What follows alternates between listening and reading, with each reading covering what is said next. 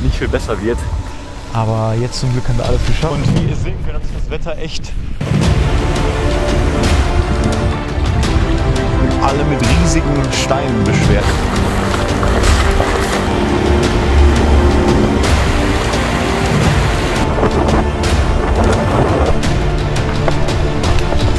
Wunderbaren Spot hier gefunden und Moskitospray eingefroren mit ein paar Moskitos hier. Ist natürlich perfekt gelegen hier in Schweden. Wenn man so sich das Wetter betrachtet, Minusgrade, Schneestürme, unglaubliche Windböen, 1200 Meter hoch. Also für Ende Juli wirklich unvorstellbares Wetter. Willkommen zu einem neuen Video hier aus Abisko in Schweden oder eher gesagt in Nordschweden. Wir sind hier über dem Polarkreis und wie angekündigt nehme ich euch heute mit auf 310 Kilometer Kungsleden, also den Königsweg hier, was so der bekannteste Long Trail eigentlich in Schweden oder fast in Europa auch geworden ist. Und ja, wir sind hier in 3 Tagen schon hingereist mit meinem Van, den ich auch im letzten Video vorgestellt habe, und haben dann den Nachtzug genommen. Wie das Ganze ausschaut, das zeige ich euch mal kurz.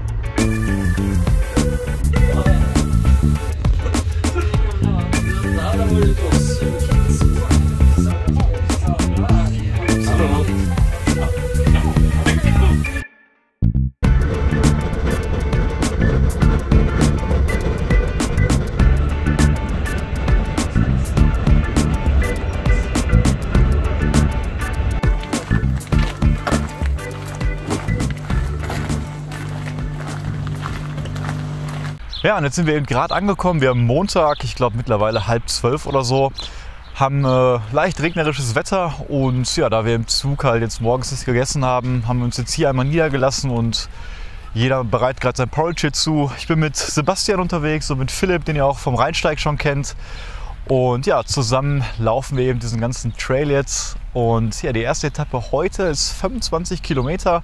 Temperaturen sind doch sehr gnädig, was das angeht. Es könnte aber nachts auch in die Minusgrade gehen. Ich glaube, heute sind es nachts 3 Grad angesagt. Deswegen wird das eigentlich ein ganz guter Einstieg. Tagsüber sind es gerade 10 Grad. Ich habe auch meine kurze Hose hier an. Deswegen sollte das eigentlich passen. Ja, und wir sind gespannt, wie der Tag heute wird und müssen natürlich jeden Tag auch wild zelten. Wir haben nur bei der Hälfte genau mal einen Zero Day, den wir einlegen, wo wir dann einen Tag nicht wandern und auch nicht draußen übernachten. Ansonsten werden wir aber mit unseren Trekkingzelten jede Nacht frei hier in der Natur schlafen, wo man das natürlich auch in Schweden wegen des Jedermannsrecht kann. Also ich bin gespannt und wenn ihr Lust habt, dann begleitet mich ein bisschen.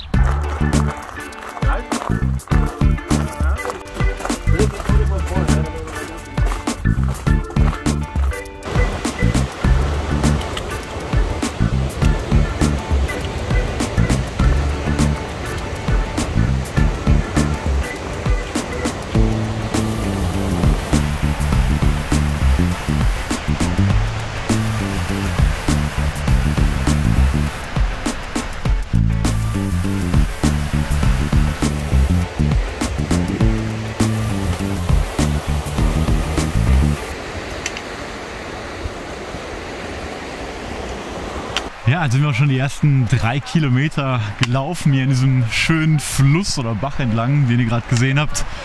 Und ja, es regnet zwar, es war auch angesagt, dass es regnen soll, und zwar bis Freitag. Also wie gesagt, heute ist Montag, 3-4 Tage soll es regnen. Aber jetzt gerade ist der Regen zwar da, aber echt gemäßigt eigentlich, und mit den Temperaturen von noch knapp 10 Grad ist es eigentlich erträglich. Wir haben natürlich auch alle unsere Ponchos bei, die wir jetzt aber gerade natürlich noch nicht brauchen. Denn wie gesagt, so ein bisschen Regen macht eigentlich nichts, vor allem bei so schneller Funktionskleidung, also schnell trocknener Funktionskleidung. Und ja, das kann ich noch generell zum Trip sagen. Ich verlinke euch auf jeden Fall mal unten genau die Tagesmärsche, die wir so machen, und auch die Orte, an denen wir schlafen.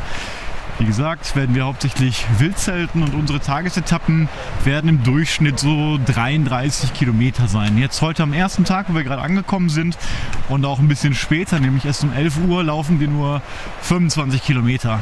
Das ist natürlich auch ein bisschen viel für den ersten Tag, aber wir haben gesehen, dass dort eine kleine Hütte in dieser Distanz auf uns wartet, die direkt neben den Kungsläden ist.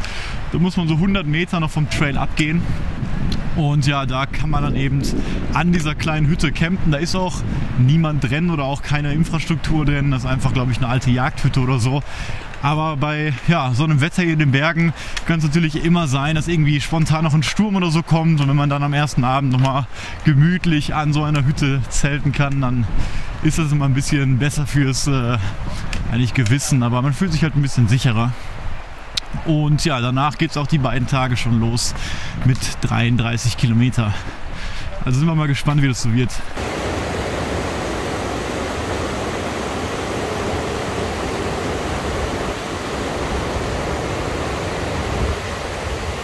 Ja, wir sind natürlich auch alle wieder ultraleicht unterwegs und ich werde euch auch die Packlisten, die wir extra für den Kungsläden angefertigt haben, mit unten verlinken. Denn da sind eben einzelne Sachen bei, die man nicht immer mit hat oder die man auch für den Trail zu Hause lassen kann, wie zum Beispiel eine Kopflampe.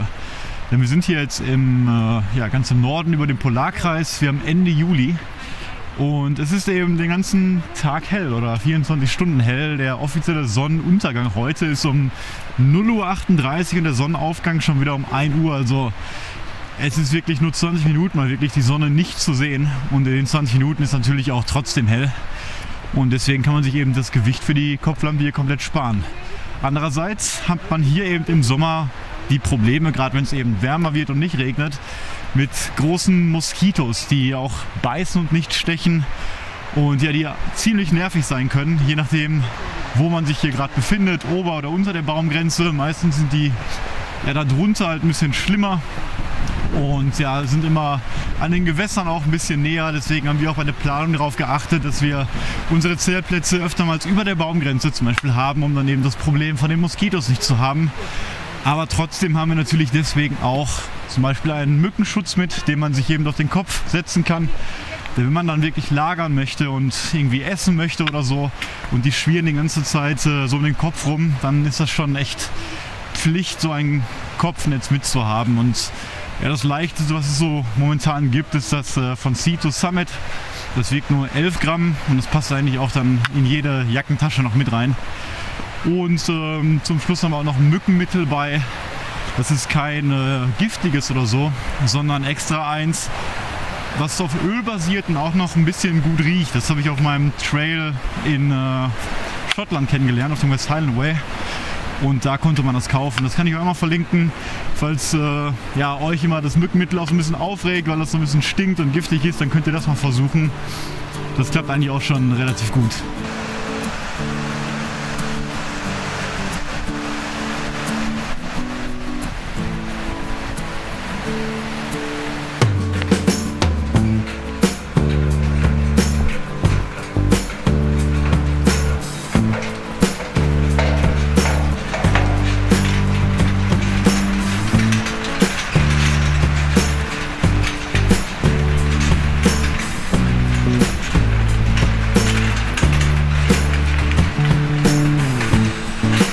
Ja, jetzt sind wir gerade über diese größere Brücke da mal gegangen, über den Fluss, in dem wir die ganze Zeit hierher laufen. Und jetzt gleich haben wir schon die ersten 5 Kilometer rum. Wir haben so 13 Uhr.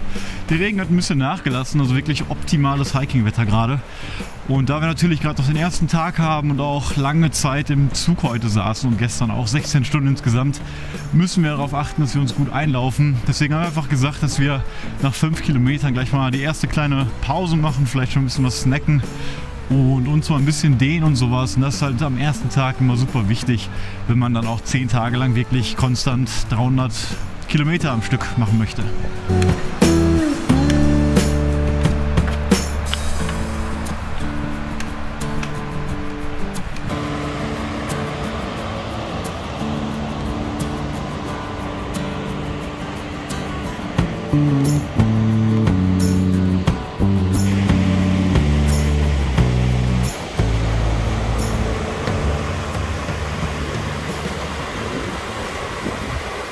Ja, die erste Pause haben wir jetzt gerade schon hinter uns und saßen da gut 20 Minuten. Und jetzt gerade, wie man sieht, geht es hier nochmal über die nächste Brücke. Und der Regen hat aufgehört. Die Landschaft ändert sich auch langsam ein bisschen. Wir werden bald den Fluss verlassen und dann ein bisschen weiter quasi ins Land reingehen, an den Berg vorbei. Heute Abend, der Zeltspot wird dann in der Nähe von einem See sein, wie gesagt, in dieser Hütte. Und ja, die nächste Pause wird ungefähr bei 12,5 Kilometer sein. Und es ist ein bisschen schwer für mich hier gerade zu filmen, weil wie man sieht, ist der Boden sehr steinig. Und wenn ich dabei eben so wie jetzt gerade filme und laufe, muss ich echt aufpassen, dass ich hier nicht umknicke, weil Umknicken schon das Dürfste wäre, was hier passieren könnte am ersten Tag. Deswegen ja, melde ich mich mal ab und zu. Jetzt erstmal nur, soweit gibt es erstmal nichts Neues bei der Landschaft. Und ich denke mal, gleich wenn wir uns da hinten diesem Berg nähern, dann wird es ein bisschen anders werden.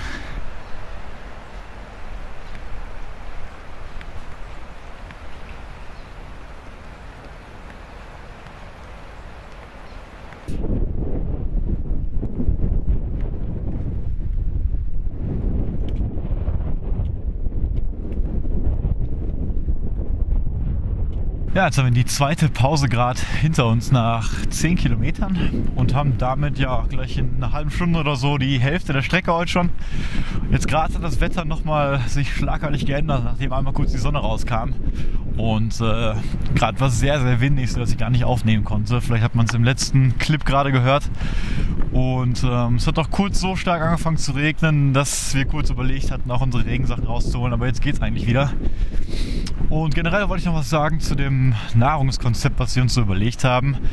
Man hat hier halt die Möglichkeit, an einigen Stellen in so Berghütten Sachen, Lebensmittel nachzukaufen. Die Auswahl da ist halt nicht so riesengroß und ist auch sehr, sehr teuer.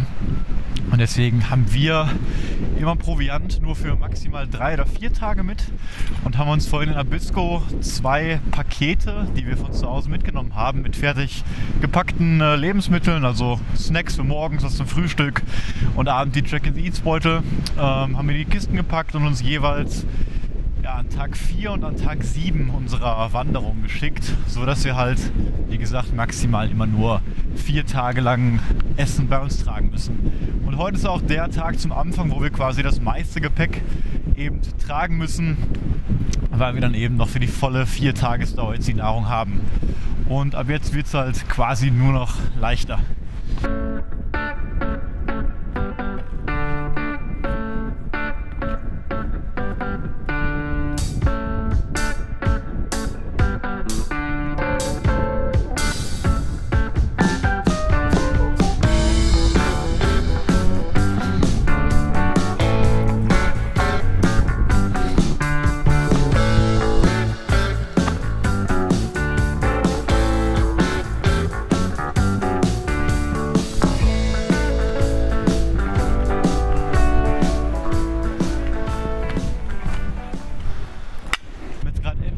Fluss verlassen und laufen jetzt hinten auf die Berge dort zu. Und ja, wir haben auch schon über die Hälfte des Tages, ich glaube gleich 15 Kilometer schon. Wir haben jetzt zwar fast keine Wasservorräte mehr, aber bis jetzt war es eigentlich immer so, dass irgendwo ab und zu ein kleiner Bach kam, ein kleiner Fluss noch. Und deswegen haben wir unser letztes Wasser jetzt auch nicht irgendwie hier am Fluss aufgefüllt, sondern hoffen, dass gleich nochmal ein Bach kommt. Und da werden wir dann schon mal alles auffüllen, um dann eben genug für die Nacht zu haben, also ruhig volle 3 Liter. Obwohl wir eigentlich unseren Schlafspot an einem See gewählt haben. Aber es kann aber trotzdem sein, dass wenn man dort ankommt, dass irgendwie das Ufer sehr matschig ist und man eben nicht ganz bis an den See rankommt und ohne weiteres dort sein Trinkwasser auffüllen kann. Und ja, in der Situation wäre es dann halt umso döver, wenn man überhaupt kein Wasser mehr hat. Deswegen trage ich lieber immer ein bisschen mehr noch dabei, vorsichtshalber, als dann ja, am Ende gar nichts zu haben irgendwie.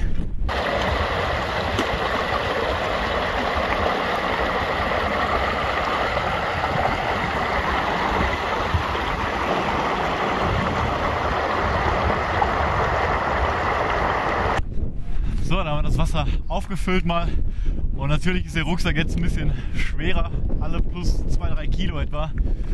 Aber wie gesagt, wir haben es nicht mehr so weit, genau 10 Kilometer jetzt noch und wir haben 4:30 und das Gute ist natürlich hier auch, wenn man über den Polarkreis im Sommer ist, wie gesagt, wird es nie dunkel und man muss muss sich dann auch keinen Stress machen, um noch irgendwie im Hellen anzukommen. Man könnte theoretisch bis um 3 Uhr nachts wandern und hätte immer noch keine Probleme, irgendwie eine geeignete Zeltstelle zu finden oder sonst auch alle Sachen im Lager später zu machen. Von daher ja, genießen wir jetzt hier noch die letzten Sonnenstrahlen und bauen dann gleich unser Lager auf.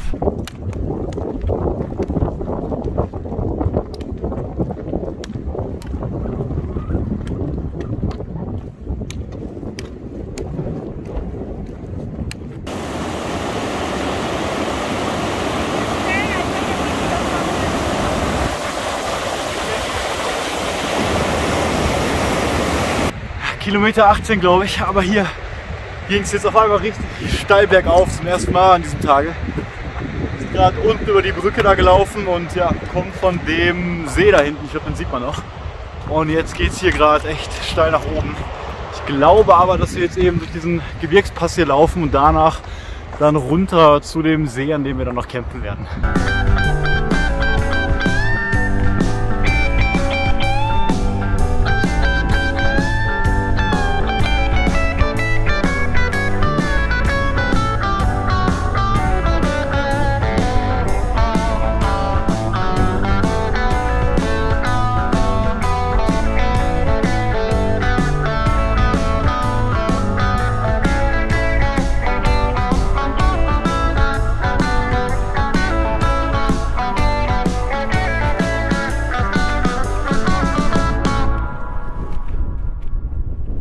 Ja, fast am Ziel bei Kilometer 24. Die Schutzhütte hinten ist noch schon zu sehen. Für euch wahrscheinlich nicht, weil hier unten an diesem See ist, aber man kann schon sehen. Und ich habe jetzt eine ganze Zeit lang nicht gefilmt. Wir haben schon, ich glaube, 7:30 mittlerweile, weil wir eben über diesen Mountain Pass gegangen sind, den ich am Anfang gezeigt hatte. Und dort war es so windig und der Untergrund hier, sieht man auch, ist super steinig. Und da muss ich mich einfach voll darauf konzentrieren, dass ich hier nicht hinfalle.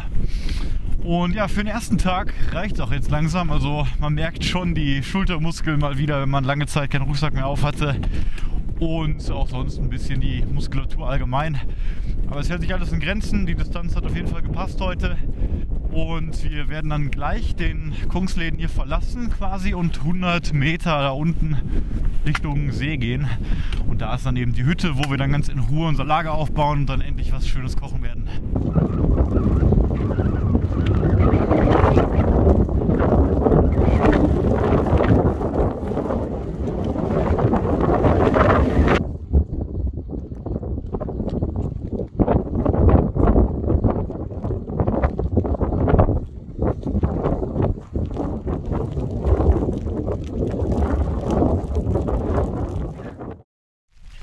Ja, endlich liegen wir im Zelt und jetzt wird uns langsam warm. Das war überhaupt nicht einfach, die Zelte bei diesem extremen Wind hier aufzubauen.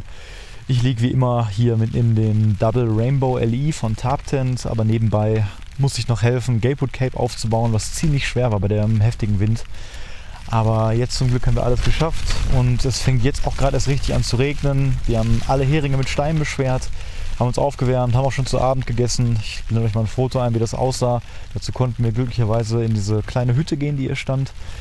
Und ja, jetzt haben wir immer noch taghell, wie ihr seht, aber schon 10:30 und wir sind echt platt vom ersten Tag. Deswegen versuchen wir uns mal zu schlafen und ich sag mal, bis morgen.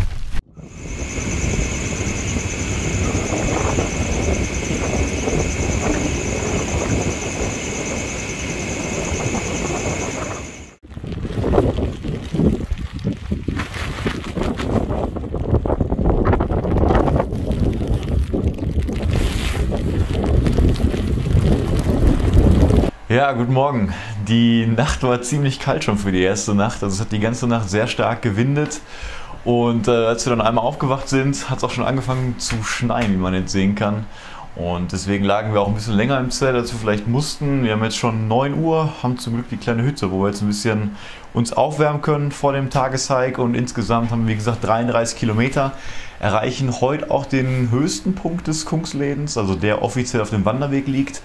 Wir machen später noch einen kleinen Abstecher, der noch ein bisschen höher ist, aber müssen schon eigentlich heute durch relativ hohe Passagen, die auch dann ja wahrscheinlich noch ein bisschen kälter und windiger werden als jetzt. Ich glaube, wir haben 3 oder 4 Grad draußen, aber mit voller Montur sind wir eigentlich darauf vorbereitet. Und ja, wir laufen dann eben 33 Kilometer durch die ganzen Bergpassagen und kommen dann abends im Tal raus, wo wir dann an einem Bach ungefähr zelten werden, auch wieder, und da auch frisches Wasser haben. In der Nähe ist dann auch noch so eine kleine STF-Touristenstation, also wo auch ein paar Holzhütten sind. Und ja, bis dahin müssen wir aber noch einen weiten Weg zurücklegen und ich denke mal, dass wir erst ganz spät abends, heute gegen 9 oder 10 Uhr, dann letztendlich ankommen werden. Aber ich halte euch auf dem Laufenden und wir frühstücken jetzt erstmal und ich sage mal bis gleich. Ja, wir verlassen jetzt die Schutzhütte um kurz nach 10, haben uns noch ein bisschen Zeit gelassen und auch zu Recht, weil das Wetter gerade ein bisschen besser geworden ist. Es regnet doch öfter mal jetzt stärker, deswegen haben wir die Ponchos drüber und auch die Regenhose. Aber soweit ist es eigentlich ganz gut. Es wird auch langsam wärmer. Wie gesagt, haben wir jetzt die höchste Stelle vor uns. Gucken wir mal, wie das wird. Gestern das eine Stück, das wäre schon ziemlich heftig gewesen bei der Wetterlage, die wir jetzt haben. Und ich kann mir vorstellen, dass es jetzt, wenn ich in die Richtung gucke, in der wir laufen, nicht viel besser wird. Aber mal schauen.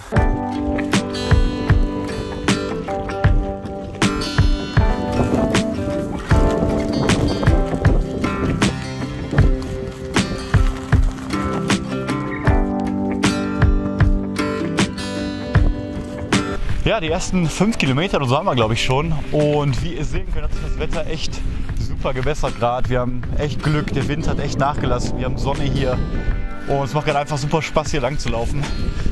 Und jetzt geht es so langsam, aber ein bisschen höher, wie man sieht, da hinten eben in diese Schneeberge. Wir gehen natürlich nicht ganz bis nach oben, sondern werden auch einem Bergpass folgen, der eben da durchgeht. Und wenn das Wetter so bleibt, wäre es natürlich optimal. Wenn es wie heute Morgen wird, dann wird es echt ein Kampf. Mal schauen.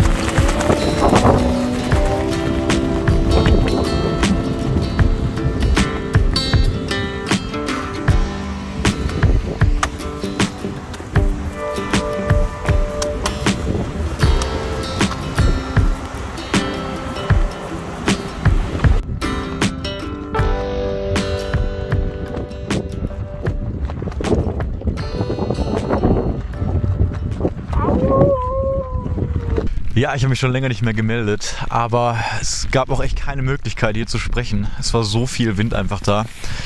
Ihr habt ja die Aufnahmen gerade gesehen, dass da gar nicht an Film irgendwie zu denken war. Jetzt eigentlich auch noch nicht, aber wir haben uns hier einen kleinen Stein gesucht, wo wir mal nach 18 Kilometern eine kleine Snackpause nochmal einlegen. Das Wetter wechselt echt die ganze Zeit. Mal regnet es eine halbe Stunde und mal kommt da die Sonne raus. Generell kann man aber sagen, dass es schon ziemlich schlecht ist. Wir hoffen, dass es die nächsten Tage besser wird. Aber ist natürlich alles in Ordnung. Wir sind, wie ihr seht, darauf vorbereitet und es macht doch super Spaß hier. Die Landschaft ist echt phänomenal. Wir sind fast am höchsten Punkt angekommen, sind auch schon lange über den Schneefeldern, sodass es hier auch nochmal ordentlich kälter ist als unten. Und soweit ist alles ganz gut, denke ich. Wir machen noch eine Pause, etwa in 7-8 Kilometern und dann müssten wir auch langsam am Ziel ankommen. Wahrscheinlich erst spät, irgendwie, ich denke mal frühestens um 8, wahrscheinlich wird es aber eher 9 bis 10 Uhr werden. Jetzt kommt auch gerade endlich nochmal die Sonne raus, natürlich schön. Und ja, jetzt geht's weiter.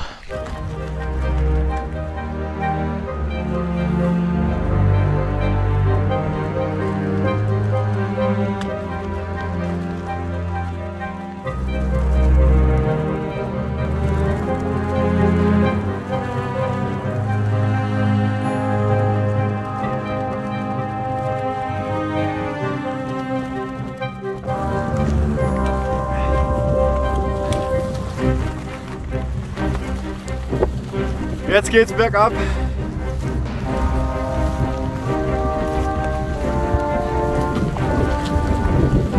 Da müssen wir hoch.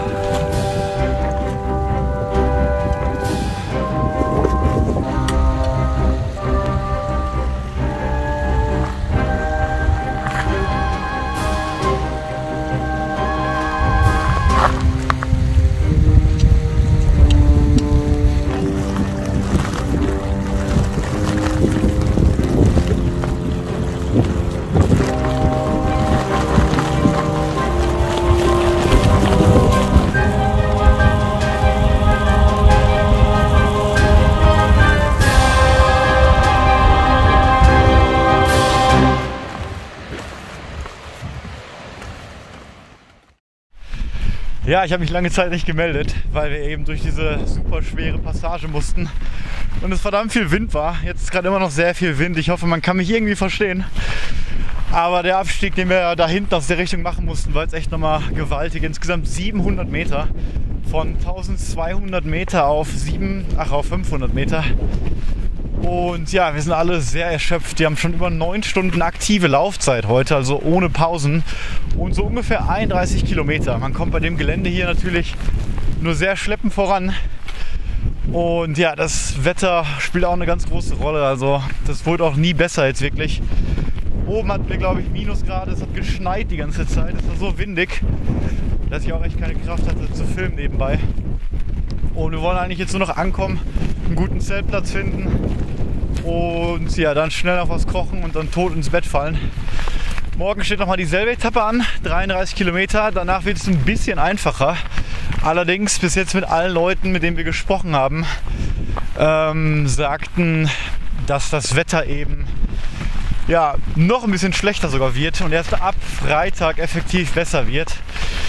Also mal schauen. Wir können es natürlich nicht selber überprüfen, weil wir seit Abisko, also seit gestern Morgen, keinen Empfang mehr haben. Weder Telefon noch Handyempfang. Ja, was auch ein bisschen nervig ist, problematisch ist. Ich habe natürlich die Karte vorher runtergeladen, kann die auch offline angucken. Und an sich ist der Trail auch sehr gut markiert mit roten Markierungen immer am Fels. Also verlaufen kann man sich nicht so wirklich, obwohl ich gesehen hatte, dass sich 2 Leute, die wir getroffen hatten, irgendwie um 13 Kilometer verlaufen haben. Weiß nicht, wie das passieren kann, weil man hat, wie gesagt, diese Markierungen, die sieht man auch da jetzt mal vielleicht. Und ja, manchmal erkennt man den Trail eben nicht mehr, weil er so schlammig ist. Und es fühlt sich wirklich an wie auf einem anderen Planeten, als ob man irgendwie auf der Mondlandschaft wäre, zwischen diesen riesigen Bergen hier. Und ja, aber natürlich landschaftlich wunderschön. Und ich will mich hier gar nicht beklagen. Es ist eine ganz große Herausforderung, mental, sportlich. Vor allem bei diesem starken Winter noch die Zelte pitchen und so. Aber macht super Spaß und ich melde mich gleich nochmal, wenn wir die Zelte aufbauen oder schon aufgebaut haben.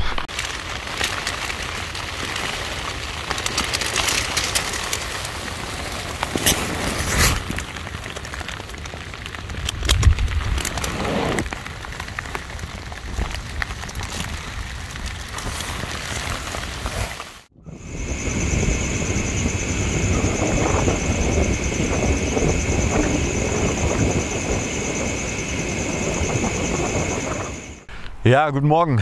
Eine weitere Nacht überstanden. Ich habe gestern echt keine Kraft mehr gehabt zum Filmen, weil wir echt super Probleme hatten, die Zelte hier zu pitchen. Und wie ihr seht, haben wir alle mit riesigen Steinen beschwert, die wir hier noch gesucht haben. Allein diesen Zeltplatz hier zu finden, wo man eine kleine flache Stelle war und ein bisschen Windschutz durch diesen Hügel da war echt nicht so einfach. Und ja, der Wind war unglaublich heute Nacht. Also obwohl wir diese fetten Steine hatten, wie man es da sieht, sind ab und an mal ein paar Heringe rausgegangen. Zum Glück war alles kein Problem, das Zelt ist irgendwie nicht zusammengebrochen. Ich bin, glaube ich, 2-mal dann raus und habe das dann korrigiert. Also wir haben schon gut geschlafen eigentlich. Temperatur war, ich habe keine Werte, aber ich denke, es war 0 Grad, minus 1 Grad. Und deswegen mussten wir auch alles anziehen mit Jacke, Mütze, schlafen. Hat aber dann funktioniert. Wir haben mittlerweile nach 10 Uhr, und wir sind gestern um 12 Uhr quasi erst fertig geworden mit allem. Haben dann noch im Zelt gekocht, da habe ich noch einen kleinen Clip gezeigt. Und deswegen lagen wir jetzt quasi 10 Stunden da drin. Und ja, ist natürlich ein bisschen blöd normal, wenn man so spät erst losläuft. Vor allem, wenn man heute wieder 33 Kilometer vor sich hat.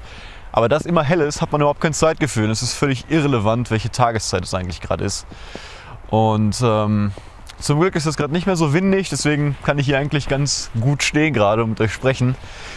Wie gesagt, machen wir nochmal 33 Kilometer. Wir verlassen endlich mal ein bisschen die Berge. Also wir waren gestern auf 1200 Meter und ich glaube, gehen heute noch ein bisschen mehr runter.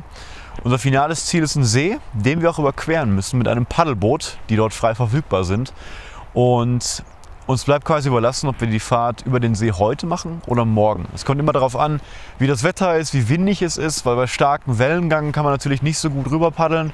Und es kommt auch darauf an, wie viele Boote dort verfügbar sind. Denn Leute, die hier von Norden nach Süden wandern und von Süden nach Norden, fahren alle mit diesen Booten. Und auf jeder Seite des Ufers muss immer ein Boot gerade verfügbar sein. Und natürlich wäre es am besten, wenn auf unserer Seite gerade 3 oder 4 Boote sind, sodass, wenn wir rüberfahren, nicht wieder ein Boot zurückfahren müssen, damit eben ja, eins wieder auf der Südseite ist. Aber mal gucken, erstmal müssen wir den Tag rumkriegen. Wir sind hier in der Nähe von einer Schutzhütte in die Richtung und wir hoffen, dass wir uns ein bisschen warm laufen können und dann da ganz in Ruhe frühstücken können. Also bis gleich.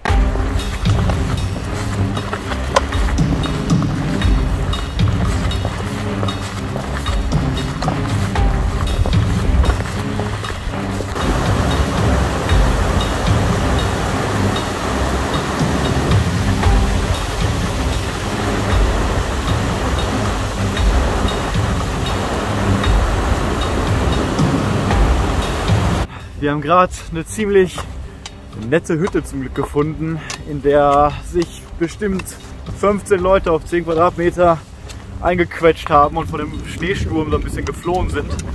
Und ja, dort haben wir jetzt auch eine Stunde Zeit verbracht, denn es hat so stark geschneit, dass wir echt in voller Montur stark unterkühlt waren, kann man eigentlich so sagen. Und in diesen kleinen Schutzhütten, da gibt es immer so einen kleinen Notfallvorrat an Feuerholz und einen kleinen Kamin. Und wir haben gemeinsam in der großen Runde entschieden, dass das schon ziemlich nah an einem Notfall dran ist, weil wir hatten Personen dabei, die wirklich schon sehr stark unterkühlt waren, die vielleicht nicht perfekt ausgerüstet waren oder die Tage davor wenig geschlafen hatten und so weiter. Und deswegen haben wir dann ein kleines Feuerchen gemacht, was echt super gut war. Wir konnten eine Menge Sachen zwar nicht trocknen, aber auf jeden Fall erhitzen, ein bisschen wenigstens trocknen und uns mal eine Stunde aufwärmen. Wir haben auch endlich gefrühstückt nach, ich glaube, 9 oder 8 Kilometer ohne Essen. Ja, wir sind jetzt vorhin losgelaufen und das Wetter hat sich schon ein bisschen gebessert. Es ist, glaube ich, ein paar Grad wärmer geworden. Es schneit nicht mehr, dafür regnet es nur noch. Und es ist kein Wind gerade da. Also eigentlich vergleichsweise sehr, sehr gute Bedingungen, um hier weiterzumachen. Und ja, so spät haben wir auch noch nicht, glaube ich. Ich weiß gar nicht, 2 oder 1 Uhr oder sowas. Das einzige Problem ist, ich habe vergessen, heute Nacht mein Handy zu laden und wollte das dann in Ruhe gerade in der Hütte machen. Nur anscheinend ist ein bisschen Wasser in meine Ladebuchse reingekommen und deswegen kann ich das gerade nicht laden. Ich habe noch 20%. Ich hoffe, dass ich noch ein bisschen heute filmen kann und Fotos machen kann. Empfang habe ich sowieso immer noch nicht, was langsam echt nervig wird nach 3 Tagen. Uns wurde aber gesagt, dass wir ungefähr am 4. Tag mal wieder Handyempfang haben sollten und dann auch natürlich mal nach Hause ein paar Nachrichten schreiben können. Dann machen sich bestimmt schon Leute Sorgen oder sowas. Aber sonst alles gut. Ich werde ein bisschen weniger filmen heute, denke ich. Und vielleicht kann ich das über die nächsten Pause mal aufladen. Mal gucken. Ansonsten schlagen wir uns jetzt mal weiter durch.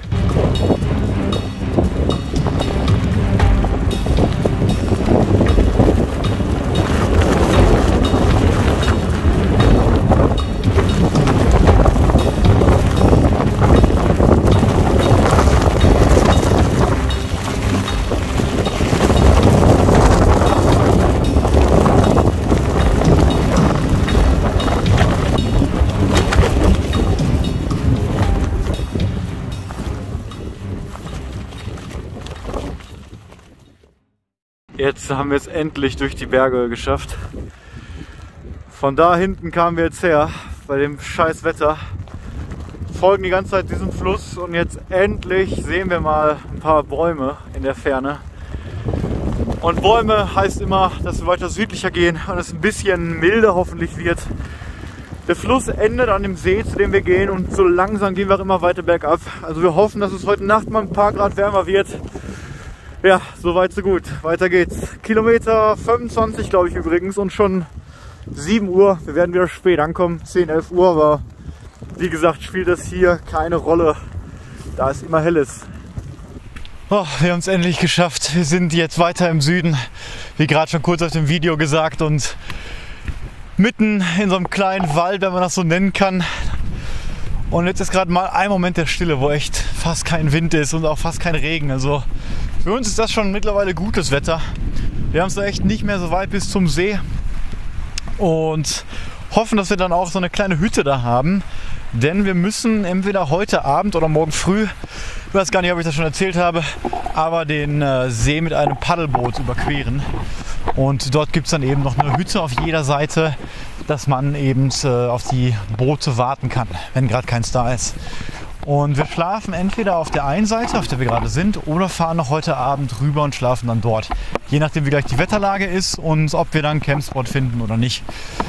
Und danach der Tag geht es dann echt mal ein bisschen lockerer weiter. Ich glaube, echt schwieriger als das, was wir die letzten 2 Tage durchmachen mussten, geht es echt nicht mehr. Minusgrade, Schneestürme, unglaubliche Windböen, 1200 Meter hoch. Also für Ende Juli wirklich unvorstellbares Wetter. Und deswegen freuen wir uns, dass wir, wenn wir das heute geschafft haben, die 33 Kilometer, morgen eben nur erstmal 15 Kilometer laufen müssen. Und dann quasi an einem Punkt kommen, an dem der Kungsläden kurz endet. Und wir steigen dort in einen Bus ein und fahren ein Stück weiter östlich, ist das glaube ich auf der Karte, 30 Kilometer. Und dort setzt sich der Kungsläden quasi über einen größeren See fort, den man nicht selber mit einem Paddelboot überquert. Und dann nehmen wir so eine kleine, ja, ich nenne es mal Fähre, ich weiß nicht genau, ob es so ein Motorboot ist oder ein bisschen größer. Und kommen dann auch wieder bei einer schwedischen Touristenstation raus, bei der wir dann hoffentlich um 16 Uhr ungefähr ankommen. Und dort werden wir dann endlich mal eine Nacht nicht draußen hier in dieser Eiseskälte und im Wind übernachten, sondern haben uns schon vor der Tour da mal ein Zimmer reserviert, wo wir mal uns komplett trocknen können eine Nacht, die Sachen alle uns duschen können und solche Sachen. Und das haben wir auch bitter nötig nach diesen unglaublich harten 3 Tagen. Und ja, wie gesagt, wir glauben, dass wir das Gröbste jetzt hier wirklich geschafft haben, wie man diesen Wald hier so sieht. Und deswegen freuen wir uns gerade.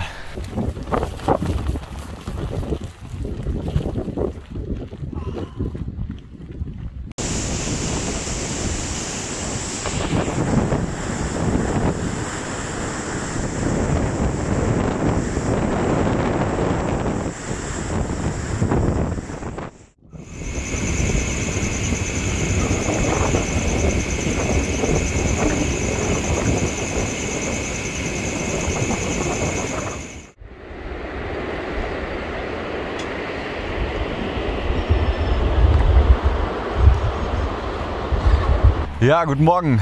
Gestern war das letzte Video, glaube ich, was ihr von mir gesehen habt, als ich über eine Brücke gelaufen bin. Mein Akku war da leer und ich konnte nicht mehr weiter filmen. Als wir eben diese Bäume erreicht haben, wurde es so langsam besser mit dem Wetter. Wir sind ziemlich steil runtergegangen. Und dort war dann noch so eine kleine Touristenstation mit so 5 Holzhütten. Und da war es wirklich mal windruhig, ganz entspannt, haben eine kurze Pause da gemacht. Aber leider war das noch nicht unser Ziel, sondern nur Kilometer 25. Und dort war ein Schild, was 9 Kilometer ausschrieb, und da mussten wir eben noch hingehen.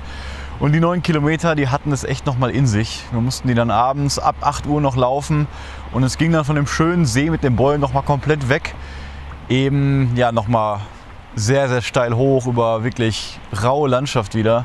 Und das war echt ein Kampf. Wir kamen erst, glaube ich, um 11:30 dann abends an und mussten dann da runter und haben dann noch einen krassen Abstieg gehabt und kamen dann völlig fertig hier unten an. Zum Glück war es hier einigermaßen windstill direkt an diesem großen See und wir konnten hier ganz gut schlafen. Mussten auch leider diesmal was zahlen für die Übernachtung, weil es hier sonst keinen anderen Platz gab, als direkt bei diesen Hütten zu schlafen. Der Vorteil ist daran, dass wir eben heute Morgen quasi uns kurz aufwärmen konnten, eine halbe Stunde in der Hütte. Und wir jetzt nicht mit dem Paddelboot hier rüberfahren müssen, sondern hier dieses Motorboot nehmen können, um dort auf die andere Seite zu gelangen. Und dann haben wir heute noch 15 Kilometer, bis wir an eine Station kommen, wo ein Bus kommt. Der nimmt uns mit zu einem anderen Punkt. Von da aus gibt es eine Fähre und auf die andere Seite, wo der Kunkeleden dann weitergeht. Also wird es heute so ein Nero, also ein halber Tag, an dem wir wandern, 15 Kilometer. Und deswegen freuen wir uns heute drauf.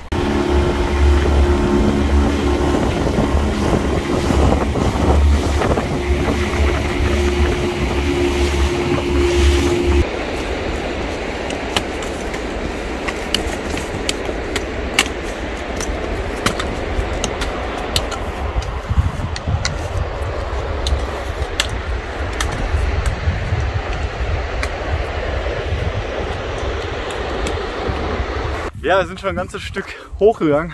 Vielleicht kann man den See noch im Hintergrund sehen, ich weiß das gar nicht. Aber es geht langsam, wie ihr seht, jetzt hier weiter in die Berge. Und jetzt fängt es auch wieder an zu regnen. Es ist aber dennoch bestimmt 5 oder vielleicht sogar 10 Grad wärmer als gestern und vorgestern. Also das ist schon mal sehr erfreulich. Deswegen habe ich auch die Jacke ausgezogen. Ich denke, wenn es jetzt stärker anfängt zu regnen, muss ich die gleich wieder anziehen. Und obwohl wir gestern echt fix und fertig waren und mit Muskelschmerzen erschöpft ins Bett gefallen sind und dann auch nur eine sehr kurze Nacht hatten. Ich glaube, um 1 Uhr waren wir fertig mit allem, mit Essen, mit Zeltaufbau und sind dann eingeschlafen. Um 7:30 haben wir uns den Wecker gestellt, weil wir eben wussten, dass dieses Motorboot um 9 Uhr fahren würde. Und ja, deswegen haben wir vielleicht so 6 Stunden gelegen. Mein Kilt war auch ziemlich nass nach 3 Tagen jetzt Vollregen. Da hilft echt nichts mehr, kein Poncho, kein Liner, kein Regenequipment. Das Gute ist, dass das ein Apex-Kilt ist und kein Down-Kilt, Klimashield. Und der hat fast genauso gut gewärmt, auch wenn er von innen und von außen komplett nass war. Deswegen ist das eigentlich nicht so ein großes Problem gewesen.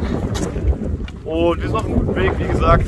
Und hoffentlich schaffen wir es noch rechtzeitig bis zur Straße, wo uns der Bus einsammelt um 14:25 Uhr. Wir haben jetzt 10 Uhr, glaube ich, kurz nach 10 vielleicht. Und insgesamt, glaube ich, nur noch 11 Kilometer oder sowas.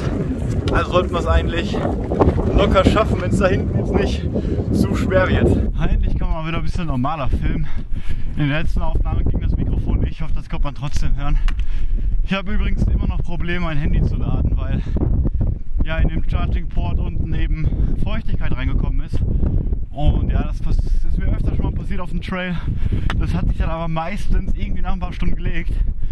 Aber da wir seit 3 Tagen eine Luftfeuchtigkeit von wahrscheinlich 100% haben, hat es bisher nicht geklappt und ich habe alles versucht. Ich habe das Handy über meinen Gaskocher gehalten, um es stark zu erhitzen. Ich habe versucht, alles in Papier zu trocknen, bis jetzt hat nichts geholfen.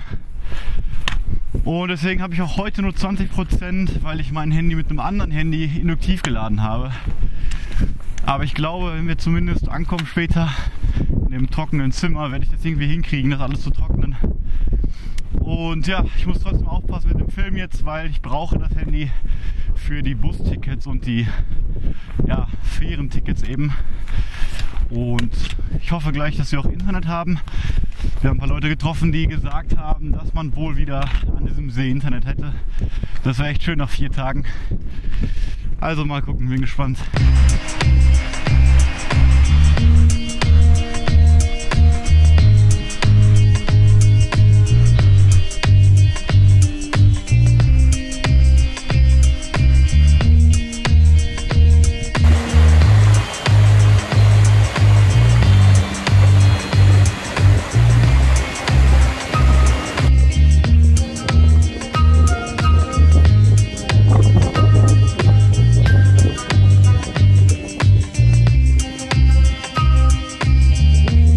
Endlich geschafft. Wir sind rechtzeitig noch hier an dieser Bushaltestelle angekommen. Mussten aus diesem riesigen Gebirgspass erstmal runtersteigen, so einem Fluss entlang. Blende ich mir mal ein Foto ein, das war echt ein gewaltiges Ding. Und wir hatten halt Angst, dass wir es nicht mehr rechtzeitig bis 14:25 Uhr schaffen. Und haben nur eine Pause ganz kurz oben gemacht. Zum Glück hat das Wetter diesmal mitgespielt, zwar noch keine Sonne, aber es war echt warm, kein Wind, nur ganz bisschen Regen. Und ich weiß gar nicht, wie spät wir haben. Ich glaube so 14 Uhr. Jetzt können wir uns hier noch 25 Minuten am See gemütlich machen. Vielleicht können wir auch in die Hütte hier rein. Und dann geht es endlich ab in das wohlverdiente gebuchte Zimmer.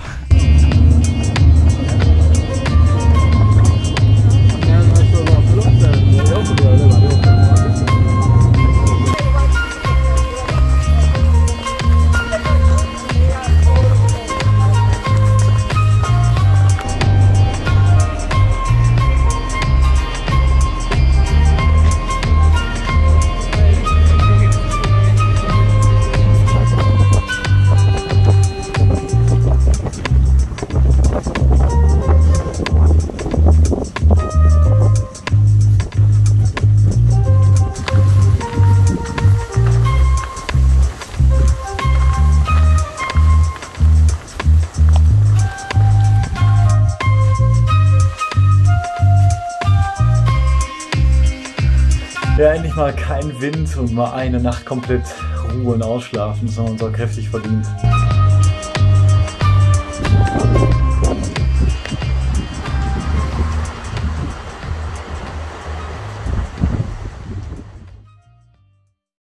Ja, endlich mal angekommen hier. Wir lagen jetzt ein paar Stunden in unserem Zimmer, haben uns einfach mal ein bisschen ausgeruht und alle frisch geduscht, die Wäsche gewaschen und im Trockenraum gebracht. Und ja, es tut mal endlich gut hier, sich ein bisschen zu entspannen nach der ganzen Zeit. Jetzt haben wir so 8:30 und wollen jetzt hier noch gemeinsam in der Küche sitzen und unsere letzte Track-and-Eat-Mahlzeit kochen. Glücklicherweise kam unser Paket auch an, was wir von Abisko losgeschickt haben. Und so haben wir jetzt wieder Proviant für die nächsten 3 Tage.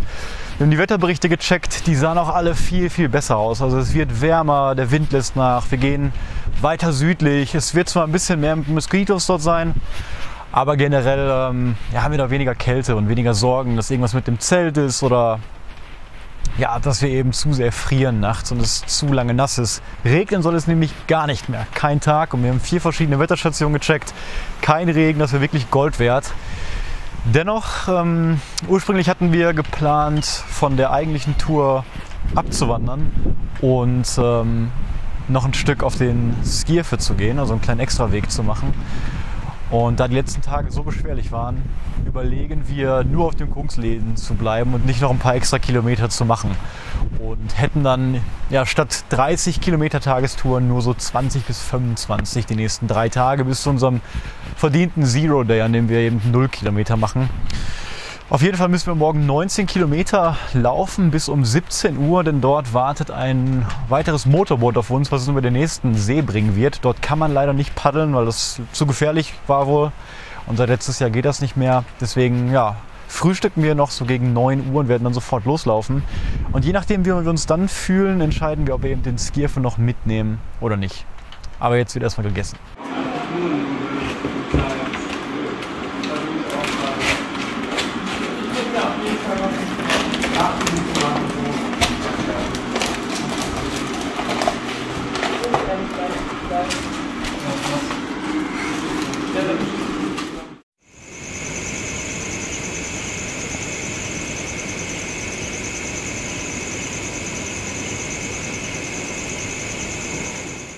Guten Morgen, wir haben wunderbar geschlafen in unseren kleinen Hüttenbetten, nenne ich es mal. Ich hätte da wahrscheinlich auch noch bis übermorgen drin liegen bleiben können, aber wir lagen rund 9 Stunden als drin, sind richtig ausgeschlafen, hatten hier ein wunderbares, riesiges Frühstück und jetzt sind wir eigentlich bereit gegen knapp 10 Uhr für die nächsten 19 Kilometer bis zu dem See, wo uns um 17 Uhr dann ein Motorboot rüberbringen wird. Das Wetter ist noch, es ist bewölkt draußen, relativ kalt, aber kein Regen, das ist die Hauptsache, dass es eben in den nächsten Tagen gar nicht mehr regnen soll. Deswegen haben wir alles getrocknet und ich hoffe, das bleibt auch alles diesmal trocken und es kann nur besser werden. Also bis später.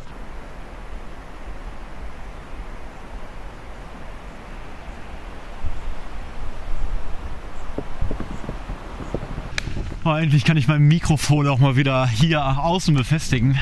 Das ist leider nicht wasserdicht eben und mit diesem Windschutz vorne drauf wird es sowieso schnell verklumpen eben beim Regen. Und da wir jetzt keinen Regen mehr erwarten, kann ich das endlich mal hier wieder dran bauen. Und wie ihr seht, laufen wir gerade zum ersten Mal wirklich durch so einen richtigen Wald hier, wo nicht nur so kleine einzelne Bäume stehen, sondern der ganze Boden auch ein bisschen bewachsen ist. Und das macht gerade schon mal ein bisschen mehr Spaß, als ständig durch Schnee zu laufen.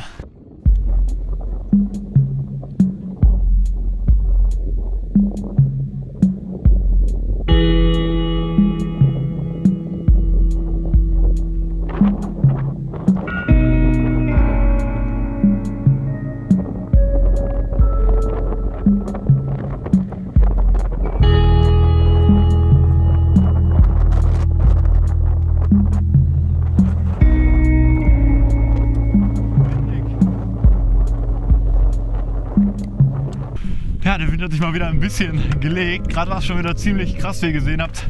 Aber ohne Regen und so ist das echt kein Problem. Wir sind hier jetzt eine ganze Zeit schon oben auf diesem Bergpass. Und ich glaube, die nächsten 5 bis 10 Kilometer werden wir auch erstmal hier oben bleiben. Und später dann erst runtergehen. Aber es ist gerade so angenehm, wenn der Wind nachgelassen hat. Es sind wirklich paradiesische Verhältnisse, wenn man sich die letzten Tage anguckt. Und ich sehe gerade, dass hier endlich ein kleiner Fluss ist. Denn wir haben, wie eigentlich immer die letzten Tage, nur immer einen halben Liter Wasser mitgenommen, weil wir eigentlich wirklich jede 500 Meter einen Fluss getroffen haben. Und jetzt kommt hier zufällig einer und da füllen wir noch mal ein bisschen jetzt unsere Wasservorräte auf.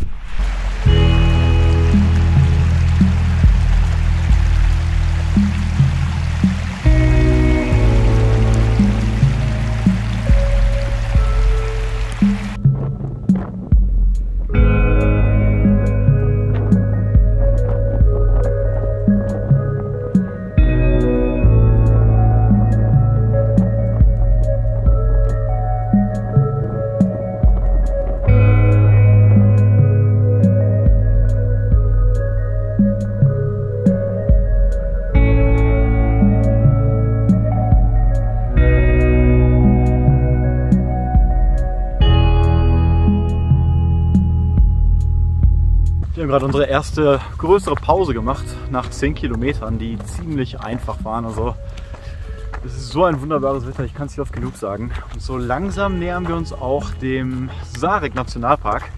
Wir laufen nicht durch die Mitte, aber wir werden Teilstücke da durchlaufen.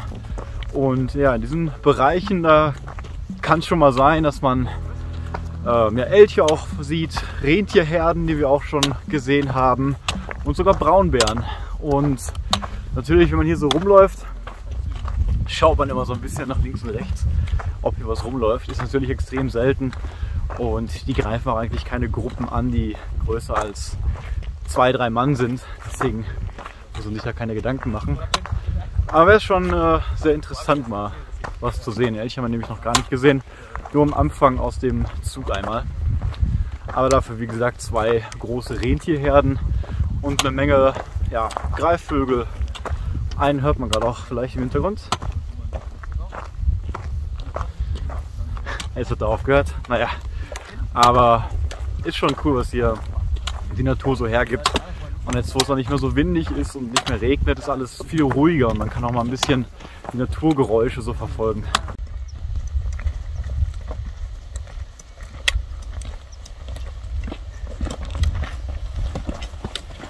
Ja, wir kamen wirklich gut voran und sehen auch schon von hier jetzt hinten den See, wo wir später um 17 Uhr mit dem Boot rüberfahren werden. Und ich glaube, wir haben gleich 3 Uhr, deswegen haben wir dort erstmal Zeit, eine Stunde lang noch zu sitzen, mindestens einen Kaffee zu trinken und uns aufzuwärmen. Und ja, dann sind 19 Kilometer für heute.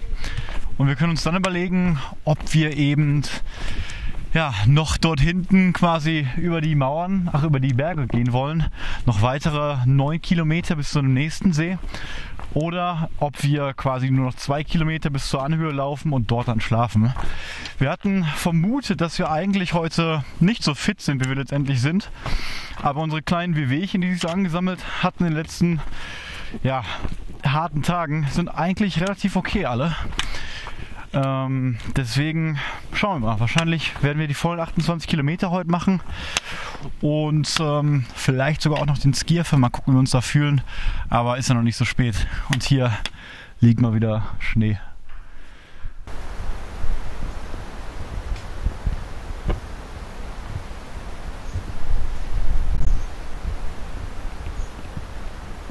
Ja, endlich geschafft. Sind unten angekommen, durch einen kurzen Wald gelaufen und jetzt sind wir hier am See, quasi am Anleger, wo wir jetzt, wie gesagt, eine Stunde Pause machen können. Mal gucken, wie das hier aussieht und ob wir irgendwie was finden, wo wir uns mal hinsetzen können. Und ja, da das Wetter wirklich so super heute ist, glaube ich schon, dass wir noch die nächsten 9 Kilometer super schaffen werden. Also ich mache mir echt seitdem wir aus den hohen Bergen hinten raus sind überhaupt keine Gedanken mehr. Deswegen freue ich mich auf die Bootsfahrt. Ich glaube, das sind 6 Kilometer, wenn man nicht gerade über den See hier fährt, sondern in eine kleine Kurve. Aber ich denke, das wird echt angenehm. Aber jetzt erstmal eine kleine Kaffeepause.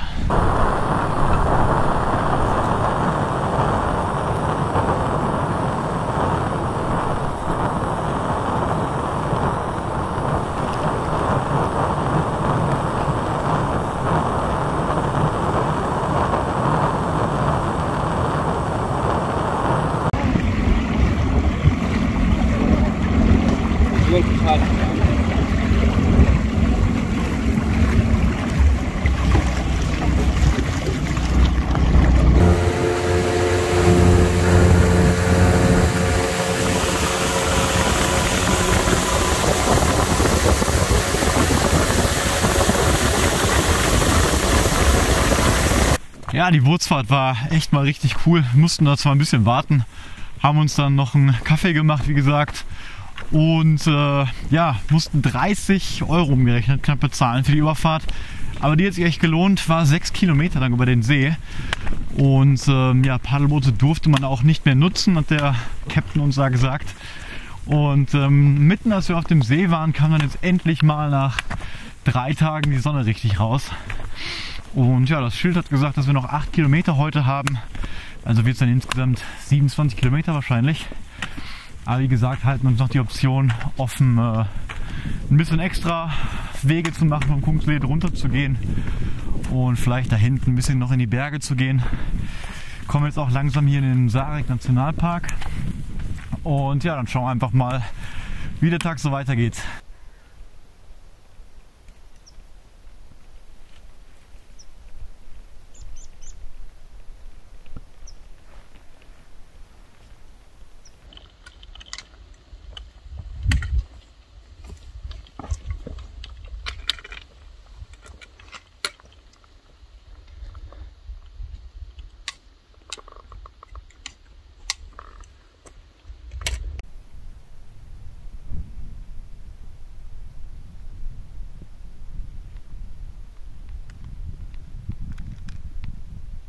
Hier gab es gerade den knackigsten Anstieg, den wir bisher hatten auf der ganzen Tour. Also es ging rapide nach oben. Sogar Schnee lag teilweise da, wir mussten über starkes Geröll klettern. Aber wir haben es geschafft und ja, jetzt treffen wir gleich auf die Kreuzung, wo es eben hoch zum Skierfe geht. Wir sind hier übrigens im Sarek Nationalpark, habe ich gerade schon mal gesagt. Und eben dort gibt es ein großes Flussbett, was man eben super von oben vom Skierfe hier einen Berg beobachten kann. Und ja, die Aussicht ist wirklich grandios. Wahrscheinlich die schönste hier, die ja an Kungsleden angrenzt. Wir haben uns gerade aber in der Gruppe entschieden, dass wir heute oder generell nicht hochgehen möchten, sondern ja, uns nicht überlasten wollen und lieber es bei den 28 Kilometern heute bis zum nächsten See belassen und nicht noch den Anstieg machen. Ursprünglich hatten wir geplant, einen Teil des Anstiegs heute zu machen, dort dann zu übernachten und dann eben morgen runter zum See zu gehen. Gerade bei der Bootsüberquerung haben wir allerdings gehört, dass es momentan mit den Paddelbooten ein bisschen schwierig ist. Bis letztes Jahr war das kein Problem. Man konnte immer entscheiden, ob man selber mit dem Ruderboot rüberfährt oder eben ein Motorboot nimmt. Aber in der Vergangenheit gab es wohl mehrere Probleme mit Leuten, die das irgendwie unterschätzt haben, dann abgetrieben worden sind. Helikopter mussten kommen, Boote suchen. Und deswegen ist es an einigen Seen jetzt hier überhaupt nicht mehr erlaubt, selbst zu paddeln. Und deswegen sind wir so ein bisschen an die Zeiten gebunden, die eben dort am See zur Verfügung stehen. Das sind 9 und 17 Uhr. Und ja, würden wir den Skierfe noch morgen besteigen wollen, dann müssten wir den Großteil der Tageskilometer eben morgen nach 17 Uhr machen, weil wir auf keinen Fall bis 9 Uhr morgens am See wären, wenn wir den Skierfe besteigen wollen. Und ja, mindestens 17 Kilometer müssten wir eben machen und das nach 17 Uhr. Dann würden wir wahrscheinlich nachts irgendwann ankommen, müssten am nächsten Tag verdammt früh aufstehen, weil wir einen Bus um 15 Uhr bekommen müssen, um weiterzumachen. Und ja, da wir auch noch ein paar kleinere Wehwehchen so haben, haben wir gedacht, wir haben uns genug gequält und verzichten diesmal darauf. Und naja, ich bin wahrscheinlich nicht zum letzten Mal hier. Irgendwann werde ich mal hochgehen. Ich weiß auf jeden Fall, wie cool die Aussicht da ist, aber wir spielen jetzt lieber mal safe diesmal.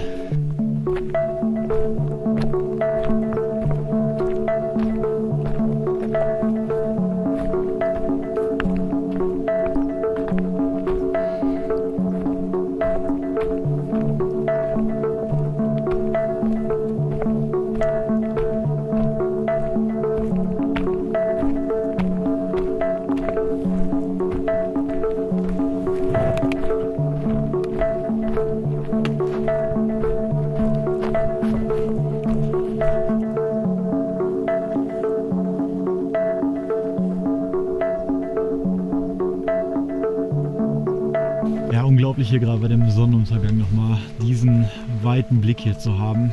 Aber wir haben auch noch den steilsten Abstieg jetzt vor uns. Wir schlafen an dem See, an dem ersten, den man jetzt hinter uns sieht, und sehen gleich dann noch dieses Flussdelta am Sarek Nationalpark.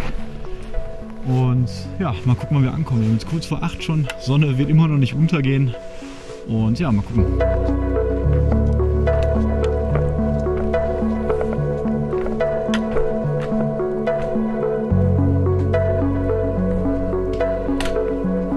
Wir nähern uns immer weiter dem See und jetzt so langsam geht es hier richtig mit dem Wald los und damit auch mit den ganzen Moskitos hier.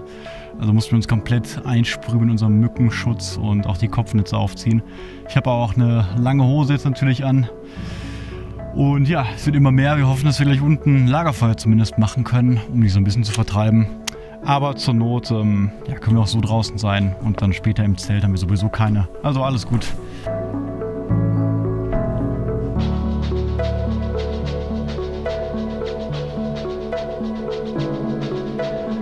Ja, endlich angekommen hier im Lager und wir haben einen wunderbaren Spot hier gefunden und unser Zelt steht auch richtig gut hier auf dem steinigen Untergrund.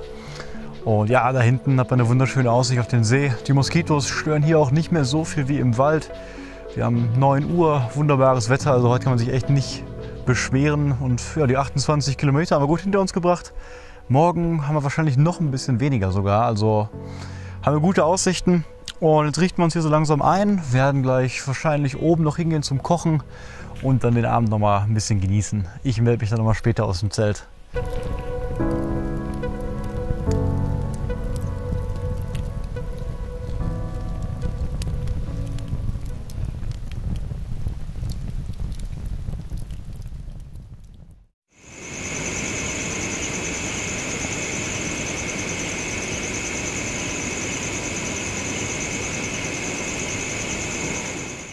Guten Morgen. Ja, gestern habe ich es nicht mehr geschafft, ein Video im Zelt zu machen. Ich kam ein bisschen später als alle anderen im Zelt und ja, alle waren schon am Schlafen. Ich habe noch ein bisschen später gegessen, saß am Lagerfeuer ganz entspannt, war echt ein schöner Abend und ja, knapp 8 Stunden geschlafen.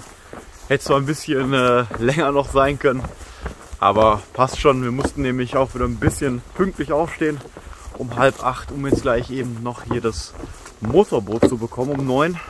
Und da sind wir gerade auf dem Weg zu. Es ist 1 Kilometer noch bis zum Steg.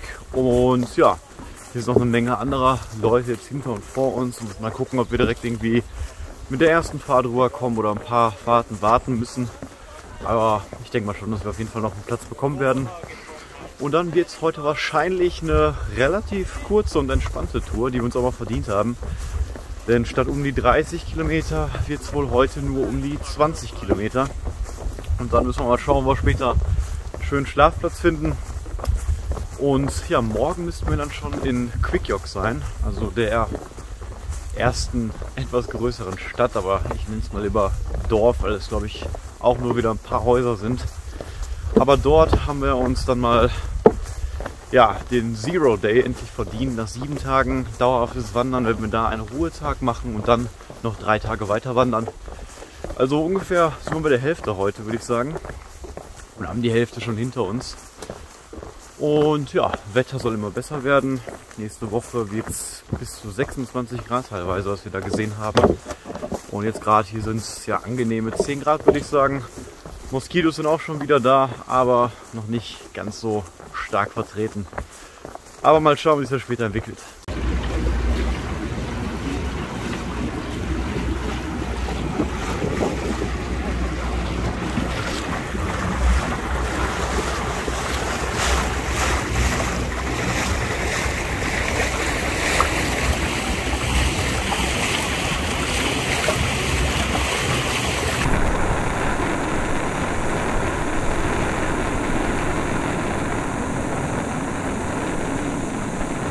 Ja, endlich über den See gekommen. Es hat ein bisschen gedauert, weil ein paar von uns ein bisschen später kamen und wir dann erst auf alle warten mussten. Aber wir konnten in Ruhe am Wasser frühstücken. War eigentlich ganz nett, bis auf die ganzen Moskitos, die da aus dem Nichts kamen. Wir haben eben die Kopfnetze dabei, die schon sehr gut schützen. Das Problem ist aber, dass bei den starken Minusgraden, die wir in den ersten 3 Tagen hatten, dabei ist unser Moskitospray, was wir dabei hatten, eingefroren. Und als wir das wieder versucht haben aufzutauen, ja, ist das nie mehr in seine ursprüngliche flüssige Form zurückgegangen, sondern er ist einfach nur so eine weiße Masse jetzt irgendwie, die man nicht besprühen kann. Deswegen sind wir ganz ohne Insektenschutz gerade. Haben zum Glück gerade ein paar Leute getroffen und die einfach mal gefragt, ob wir uns da einmal einsprühen dürfen. Und zum Glück geht es jetzt gerade hier, wenn man läuft und ja, ein bisschen weiter wieder vom Wasser weg ist, dann geht es eigentlich. Und ich glaube, dass wir heute auch den ganzen Tag hier durch den Wald nur laufen werden, was aber echt mal eine nette Abwechslung zu den ganzen Bergpässen sonst ist.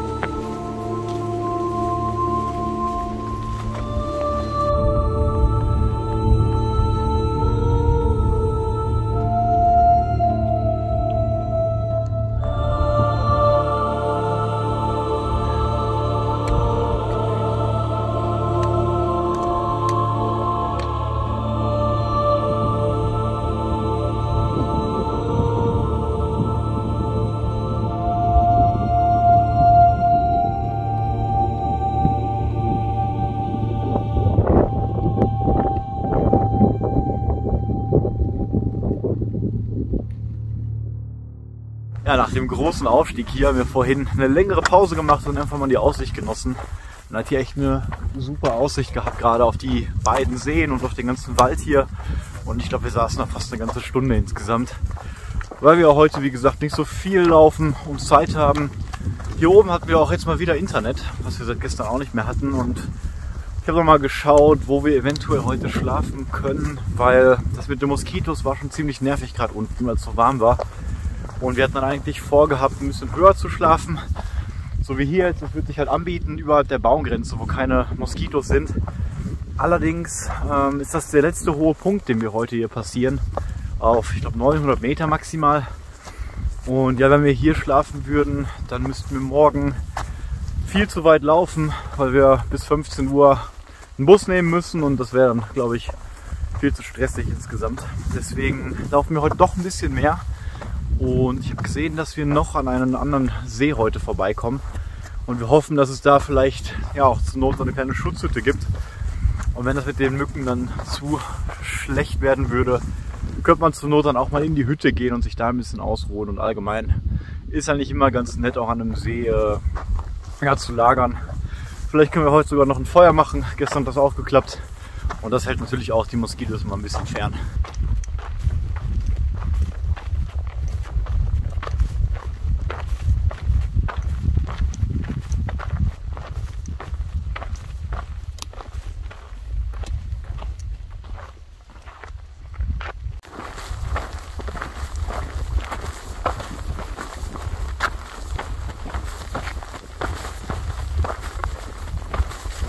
Langsam gehen wir wieder vom Berg hier runter und ja, kommen wieder in den Wald hier hinter uns rein. Und da hinten, vielleicht seht ihr den See schon, das ist unser Nachtlager für den Tag wohl. Vielleicht ein bisschen weiter vor, mal schauen, je nachdem wie schlimm die Mücken da sind.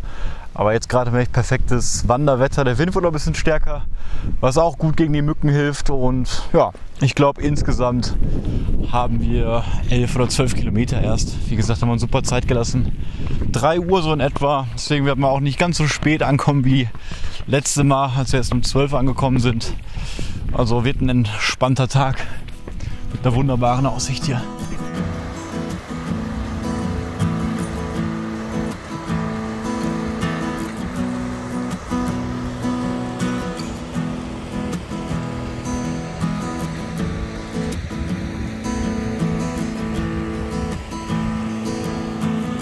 (16:30 Uhr) und Kilometer 15 und so langsam endet dieses Plateau ja auch. Wir genießen gerade nochmal die letzte Aussicht Und dann geht es eben runter zum finalen Punkt. Wie gesagt, man muss schon sagen, heute ist unser 6. Tag, wo wir ohne Pause solche längeren Touren auf jeden Fall laufen oder längeren Distanzen. Und ja, langsam merkt man wirklich, dass die Kraft so ein bisschen nachlässt. Gerade die ersten Tage haben uns extrem viel Kraft gekostet mit der ganzen Kälte und den Strapazen. War eine große körperliche und mentale Belastung auf jeden Fall. Und ja, deswegen freuen wir uns, wie gesagt, morgen mal auch nur einen halben Tag zu laufen und dann am 8. Tag mal 0 Kilometer zu laufen, damit wir dann die letzten 3 Tage nochmal voll genießen können. Denn da haben wir auch wieder starke Etappen vor uns. Ich weiß die Distanzen auswendig jetzt gar nicht ganz genau, aber ja, das wird auch nicht ohne. Ich glaube zwar nicht so schlimm wie die ersten, aber schon relativ weit. Es soll auch sehr warm werden und das wäre mal echt ein starker Kontrast zu dem ganzen Schnee, was wir vorher hatten. Ja, aber soweit alles gut und ich denke mal 5 Kilometer jetzt heute nur noch. Wir nehmen uns Zeit, machen gleich nochmal hier eine Pause, genießen die letzte Aussicht und dann geht es runter in den Wald.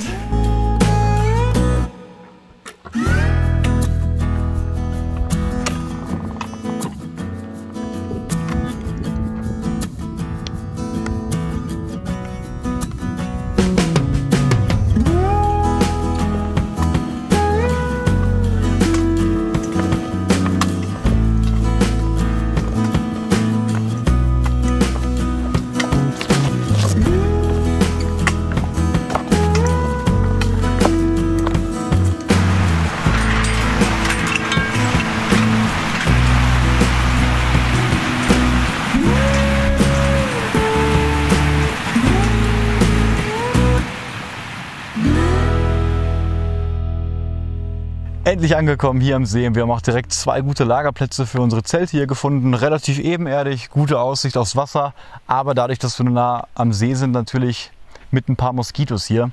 Der letzte Teil des Weges hat sich euch nochmal gezogen, war wunderschön. Also so einen stark bewachsenen Wald haben wir vorher noch nicht gehabt, aber durch diese großen Steine auf dem Boden immer sehr, sehr anstrengend zu laufen. Und jetzt mit knapp 21 Kilometer auf dem Tacho heute sind wir auch froh, wenn wir hier sind. Zum Glück haben wir da drüben auch noch eine kleine Hütte, wo wir gleich reingehen werden zum Kochen, um den Moskitos mal ein bisschen zu entkommen. Und vorhin haben wir auch gesehen, ein Stück hoch am Weg gibt es auch eine kleine Feuerstelle. Und da kann man wunderbar diese Birken hier nutzen mit ihrer Rinde, um dann nochmal schön ein kleines Feuer zu machen. Das hält nämlich auch die Moskitos ab.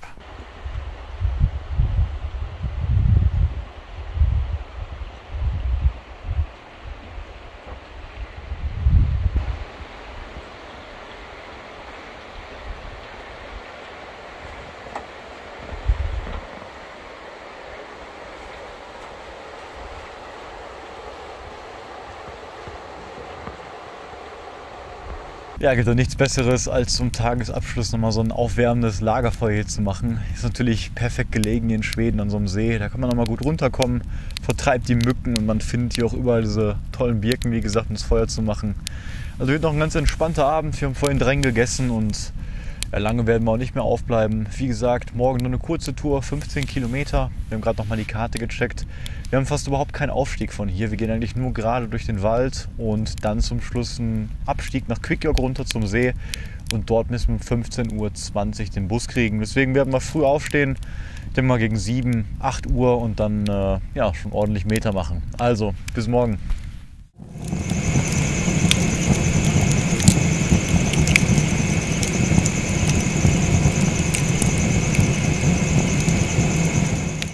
Guten Morgen hier am 7. und letzten Tag erstmal vor der Pause. Wie gesagt, haben wir nur 15 Kilometer heute, was nicht viel ist. Und wir haben gerade auch noch mal auf die Karte geschaut. Der Weg sollte echt einfach werden.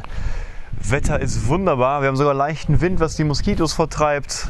Laufen die ganze Zeit jetzt an so kleinen Seen immer lang durch den schönen Wald. Ja, solange alles gut bleibt und irgendwie die Beine keine Probleme machen, soll das ein ganz entspannter Tag werden.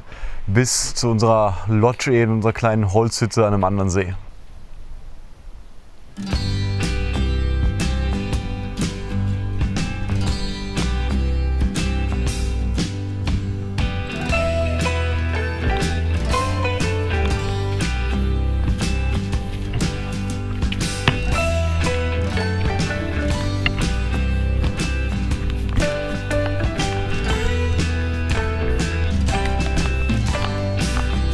Ja, ich wollte gerade eine Aufnahme machen und darüber reden, dass wir heute Nacht keine Wasserquelle hatten, da wir an dem See waren. Und ja, wenn man so aus Deutschland kommt, dann hat man eigentlich nicht so Lust, aus stehenden Gewässern zu trinken, obwohl jemand meinte, dass es wohl gehen würde. Dann sind wir ohne Wasserreserven losgezogen und ja, heute war es ein bisschen wärmer bisher. Und ich wollte euch gerade sagen, dass wir ein bisschen Bedenken haben, dass wir genug Wasser haben und auf einen Bach wirklich hoffen müssen. Und jetzt ist hier auch schon dieser Bach gekommen. Deswegen können wir jetzt beruhigt unsere Vorräte komplett auffüllen für heute und müssten dann auch mit dem Vorrat auf jeden Fall bis ins Ziel später kommen.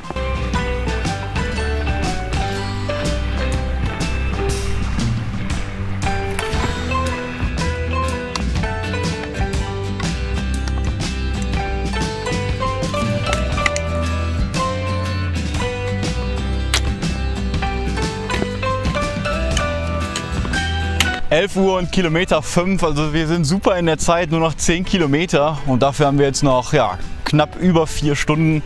Deswegen lassen wir uns hier in diesem riesigen See nochmal nieder, den ich so gar nicht vorher auf der Karte irgendwie hatte.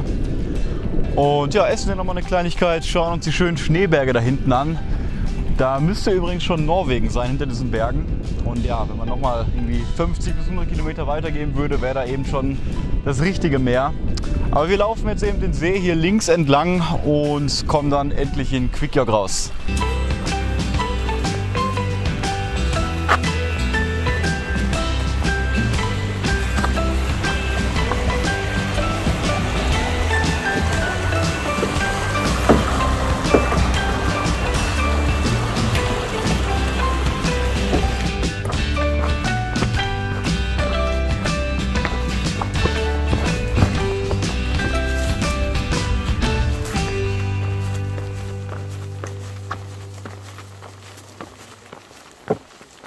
Endlich geschafft hier um kurz vor 3 in Kvikkjokk.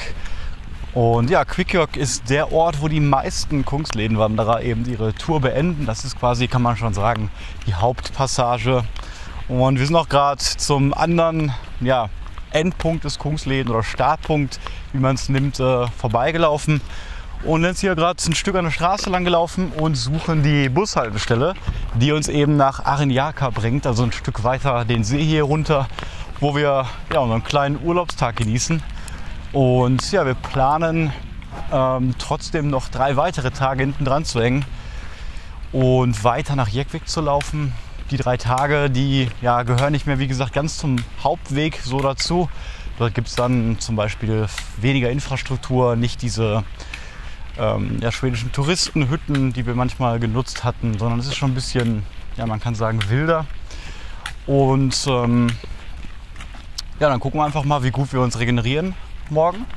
Und dann werden wir genau hier wieder zurückkehren und dann wahrscheinlich weiterlaufen.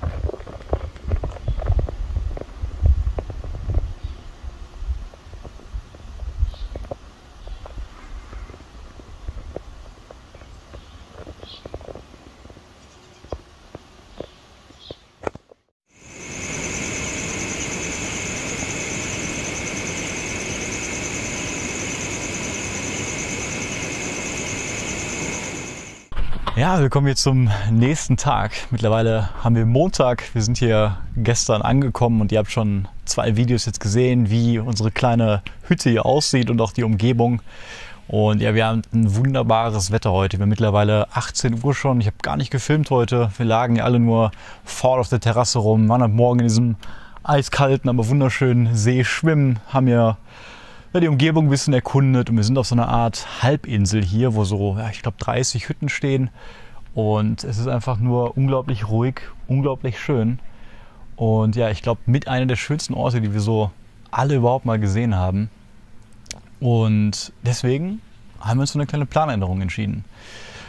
Normal wären wir noch jetzt 3 Tagesetappen weiter nach Jektvik gelaufen, rund, ich glaube 70 Kilometer, ohne die Bootsüberfahrten. Und das wäre ein Stück gewesen vom Kungsleden, das am wenigsten begangen ist. Ist natürlich trotzdem schön, aber es ist sehr waldreich, bis auf eine Erhöhung ganz zum Schluss. Und es wäre so ein bisschen wie die letzten 2 Tage gewesen, ohne Infrastruktur, ohne STF-Hütten, was kein Problem gewesen wäre. Allerdings sind wir schon gut angeschlagen. Und die nächsten Tage sind es hier 30 Grad und da wir auch so viel Probleme mit den Moskitos hatten und dieser Ort hier so schön ist und die Umgebung so schön ist und wir eine Menge Angebote wahrnehmen wollen, hier verschiedene Tageswanderungen machen, ein paar Bergbesteigungen, haben wir uns dafür entschlossen, hier die letzten 3 Tage zu verbringen und bis Freitag, wo wir eigentlich in Jektvik angekommen wären, hier zu bleiben und eben von hier später zum Zug zu fahren. Und ich glaube, damit sind alle sehr glücklich. Wir haben den Hauptteil des Kungsleden hinter uns gebracht, ich glaube 220 Kilometer. Die 3 extra Tage machen wir lieber in Tagesetappen dann hier. Ich werde es wahrscheinlich auch noch filmen, denn die Trails, die hier sind auch noch sehr, sehr beeindruckend. Wir werden ein paar sehr gute Aussichten die nächsten Tage haben. Und ja, soweit werden wir uns dann hier ein bisschen belohnen, ausruhen und unsere restliche Verpflegung, die hier ankam, gemütlich aufessen und ja, uns ein bisschen belohnen.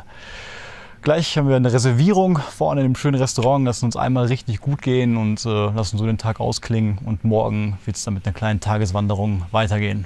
Also ich sage schon mal bis morgen.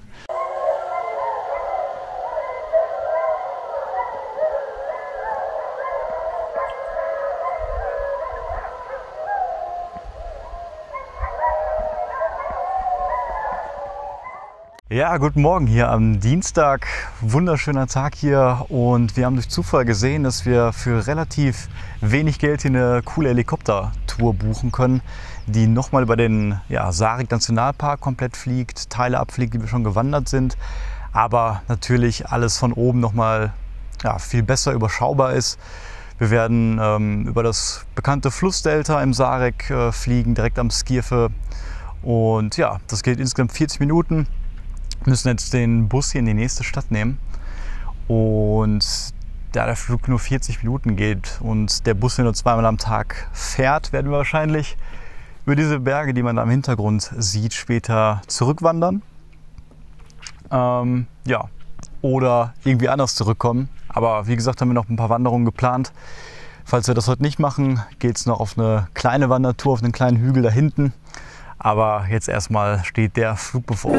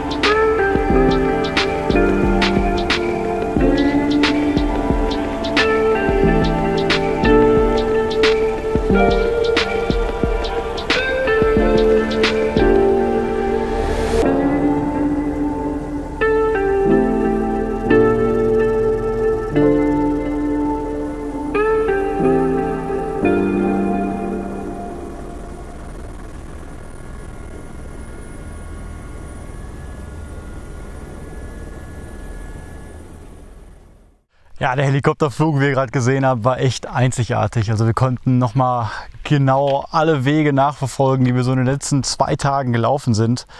Und da sieht man erstmal, durch was für ein Gelände man wirklich gelaufen ist, wie der Sarek-Nationalpark von oben aussieht und ja, welche unglaublichen Distanzen man da so zurücklegt. Vor allem, wenn man bedenkt, dass man ja nur einen ganz kleinen Ausschnitt gesehen hat aus den letzten beiden Tagen und noch wahrscheinlich 200 Kilometer weiter nördlich gefehlt haben. Und ja, der Helikopterflug ging 40 Minuten insgesamt. Wir sind dann auch relativ schnell hier zu unserem Basislager zurückgekehrt. Und da es heute so extrem heiß ist, fast 30 Grad und sonst komplett windstill, haben wir uns überlegt, nicht den langen Weg von 20 Kilometern zu machen, sondern ja, einen kleinen Hike von unserem schönen Wald hier aus zu machen. Wir haben hier gerade schon den ersten kleinen See durchquert und gleich folgen auch noch ein paar weitere. Und dann werden wir auf diesen kleinen Hügel da im Hintergrund hochhiken. Das sind so ja, 6 Kilometer hin und zurück, also insgesamt 12 dann. Und ich weiß nicht, ob ihr das hört, aber man hört so leichtes Donnern auch im Hintergrund. Es soll wohl nachher oder gleich irgendwann gewittern, so genau weiß das irgendwie niemand. Und ja, die ganze Umgebung hier ist auch sehr trocken in letzter Zeit gewesen. Hier gab es lange keinen Regen, weswegen wir auch kein Feuer hier machen dürfen. Und ja, so alle Leute, die hier wohnen, mit denen wir gesprochen haben, die hoffen langsam darauf, dass es mal endlich wieder regnet, sodass man hier ein kleines Feuerchen machen kann. Wir hoffen natürlich jetzt nicht, dass es gleich sofort anfängt zu gewittern, wenn wir oben auf diesem Berg stehen. Aber mal schauen. Später haben wir auch noch vor, uns 2 Kanus zu holen und dann hier noch ein bisschen was zu erkunden. Aber jetzt wird erstmal weiter gewandert.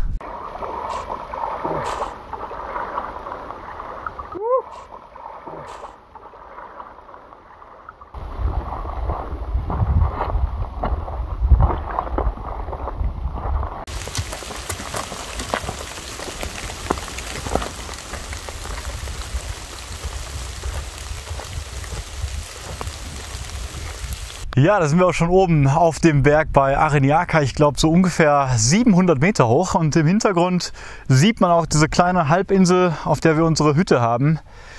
Und ja, wie gesagt, haben wir heute Dienstag und ich möchte mich an der Stelle von euch verabschieden und ja, dieses lange Video bis hierhin beenden. Wir haben den Kungsläden ja schon am Sonntag beendet und hatten gestern unseren Ruhetag. Heute wäre der Tag gewesen, an dem wir weitergewandert wären.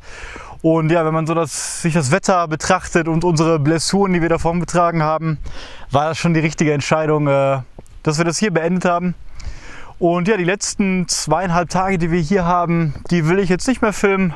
Wir werden zwar ein paar Tagestouren machen und ich werde auch sicherlich noch ein paar Clips einblenden von der Rückreise oder falls wir noch mal irgendwie ein besonderes Highlight haben. Aber das Video soll über den Trail gehen und der Trail ist beendet. Deswegen, wie gesagt, will ich mich verabschieden. Vielleicht wird es noch ein kleines Nachgespräch geben, Video, wo ich ein paar Fragen beantworten werde. Ihr könnt gerne zu der Tour oder zu der Ausrüstung unten in den Kommentaren noch ein paar Fragen stellen und ich werde sie dann gerne beantworten. Und wenn es irgendwie eine Menge ist, mache ich nochmal ein kleines Video als Fazit danach. Aber falls euch das gefallen hat, würde ich mich freuen, wenn ihr mich abonniert und bis zum nächsten Mal.